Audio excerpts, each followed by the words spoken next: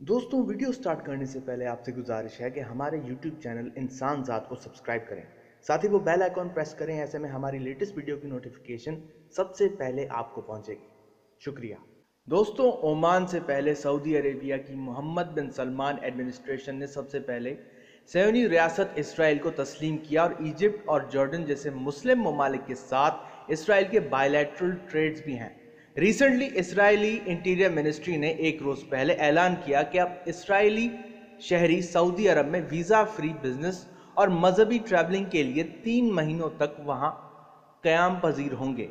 लेकिन मुस्लिम ममालिक में से किसी के लिए भी क्राउन प्रिंस ने यह फैसिलिटी पेश नहीं की।